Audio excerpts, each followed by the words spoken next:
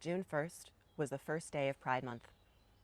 And on that day, Jonathan Joss, who starred in King of the Hill and Parks and Recreation, was shot and killed while checking for mail in his mailbox.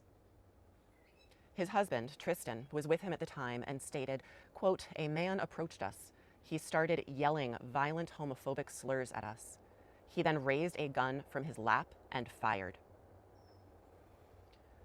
To top it off, the house where they were checking their mail had been burned to the ground previously by homophobic neighbors after 2 years of harassment against the couple. Tristan was with him when he passed and said, quote, "Jonathan and I had no weapons. We were not threatening anyone. We were grieving. We were standing side by side. When the man fired, Jonathan pushed me out of the way. He saved my life."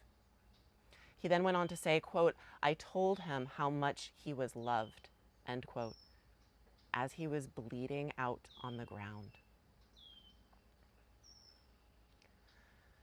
People ask me, why do you celebrate Pride? Why do you have to shove it in our faces?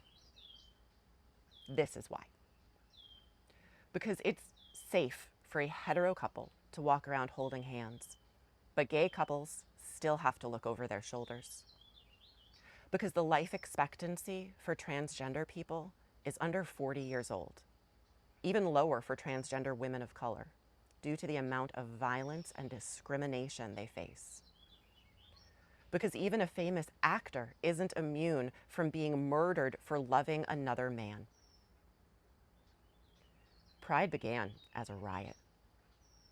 We may not be throwing bricks anymore, but we will absolutely still stand up for ourselves, because love is not a crime, because our existence shouldn't be a death sentence, because every time someone tells us to be quiet, to tone it down, to stop shoving it in their faces, they're really saying our lives make them uncomfortable. So, be uncomfortable. Because that discomfort is nothing compared to the fear, grief, and loss our community carries every single day. I celebrate Pride because we're still here, because we deserve to be here, and because no one should ever have to die just for being who they are.